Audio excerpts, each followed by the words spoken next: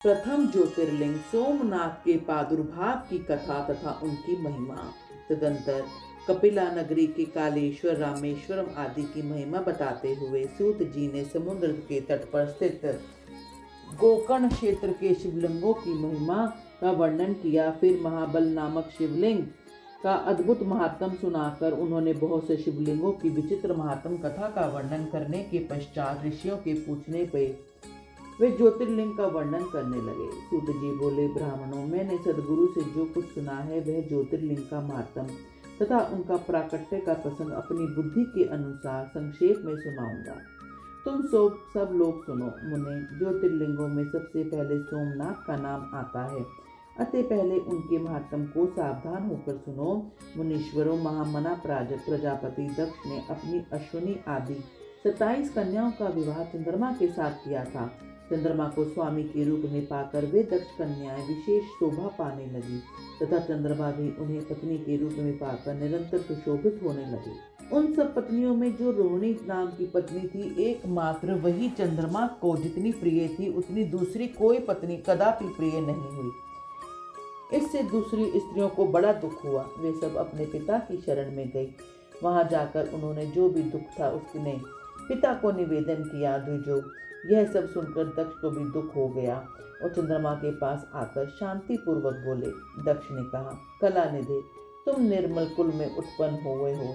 तुम्हारे आश्रय में रहने वाली जितनी भी स्त्रियां हैं उन सब के प्रति तुम्हारे मन में न्यूना अधिक भाव क्यों है? तुम किसी को अधिक और किसी को कम प्यार क्यों करते हो?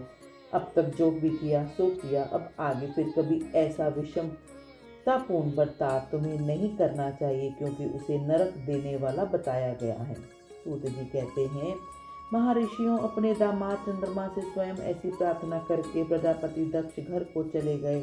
उन्हें पूर्ण निश्चय हो गया था कि अब फिर आगे ऐसा नहीं होगा, पर चंद्रमा ने प्रबल भाव से विवश होकर उनकी बात नहीं मानी। वह रोहिणी में इतने आसक्त हो गए थे कि दूसरी किसी पत्नी का कभी आदर नहीं करते थे।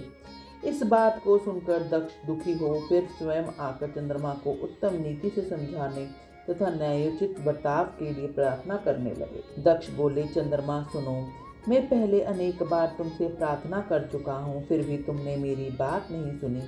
इसलिए आज तुम्हें शाप देता हूँ कि तुम्हें क्षय रोग हो जाए। सूत जी कहते हैं, दक्ष के इतना कहते ही क्षण भर में चंद्रमा क्षय रोग से ग्रसित हो गए। उनके क्षीण होते ही उस समय सब और महान हाहाकार मच गया। सब देवता और ऋषि कहने लगे कि हाय हाय, अब क्या करना चाहिए? चंद्रमा कैसे ठीक होंगे? मुने, इस प्रकार दुख में पड़कर वे सब लोग विहल हो गए। चंद्रमा ने इंद्र आदि सब देवताओं तथा ऋषियों को अपनी अवस्था सूचित की। तब इंद्र आदि देवता तथा वशिष्ठ आदि ऋषि ब्रह्मा जी की शरण में गए। उनकी बात सुनकर ब्रह्मा जी ने कहा, देवताओं, जो हुआ सो हुआ, अब वह निश्चय ही पलट तो नहीं सकता, अतः उसके निवारण के लिए मैं तुम्हें एक उत्तम उपाय बताता हूँ, आदर पूर्वक सुनो। चंद्रमा देवताओं के साथ प्रभास नामक शुभ क्षेत्र में जाओ और वहां मृत्युंजय मंत्र का विधि पूर्वक अनुष्ठान करते हुए भगवान शिव की आराधना करें। अपने सामने शिवलिंग की स्थापना करके वहां चंद्रदेव नित्य तपस्या करें। इसे प्रसन्न होकर शिव उन्हें क्षय रहित कर देंगे। तब देवताओं और ऋषियों के कहने से ब्रह्मा जी की आज्ञा के अनुसार चंद्रमा ने वहां 6 महीने तक निरंतर तपस्या की। मृत्युंजय मंत्र से भगवान ऋषभध्वज का पूजन किया। 10 करोड़ मंत्र का जाप और मृत्युंजय का ध्यान ध्यान करते हुए चंद्रमा वहां स्थिर चित्त होकर लगातार खड़े रहे। उन्हें तपस्या करते देख भक्त वत्सल भगवान शंकर प्रसन्न होकर सामने प्रकट हो गए और अपने भाव से अपने भक्त चंद्रमा से बोले। शंकर जी ने कहा, चंद्रदेव, तुम्हारा कल्याण हो, तुम्हारे मन में जो भी अभिष्ट हो वर मांग लो, मैं प्रसन्न हूँ, तुम्हें संपूर्ण उत्तम वर प्रदान करूंगा। चंद्रमा बोले, दिवेश्वर, यदि आप प्रसन्न हैं तो मेरे लिए क्या असाध्य हो सकता है? तथापि प्रभु शंकर, आप मेरे शरीर के इस क्षय रोग का निवारण कीजिए। मुझसे जो अपराध बन गया है उसे क्षमा कीजिए। शिव जी ने कहा, चंद्रदेव, एक पक्ष में प्रतिदिन तुम्हारी कला क्षीण हो और दूसरे पक्ष में फिर निरंतर बढ़ती रहे।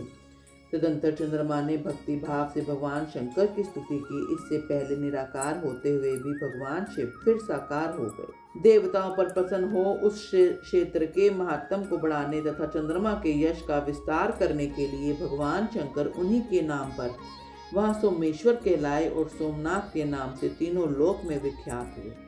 ब्राह्मणों, सोमनाथ का पूजन करने से वे उपासक के श्रय तथा कोढ़ आदि रोगों का नाश कर देते हैं। ये चंद्रमा धन्य हैं, कृत्य कृत्य हैं, जिनके नाम से तीनों लोकों के स्वामी साक्षात भगवान शंकर भूतल को पवित्र करते हुए प्रभास क्षेत्र में विद्यमान हैं। वहीं संपूर्ण देवताओं ने सोमकुंड की भी स्थापना की थी, जिसमें शिव और ब्रह्मा का सदा ही निवास माना जाता है। चंद्रकुंड इस भूतल पापनाशन तीर्थ के रूप में प्रसिद्ध है। जो मनुष्य उसमें स्नान करता है वह सब पापों से मुक्त हो जाता है। क्षय आदि जो असाध्य रोग होते हैं वे सब कुंड में 6 मास तक स्नान करने के मात्र नष्ट हो जाते हैं। मनुष्य जिस फल के उद्देश्य से उस उत्तम तीर्थ का सेवन करता है उस फल को सर्वथा प्राप्त कर लेता है, इसमें कोई संशय नहीं है।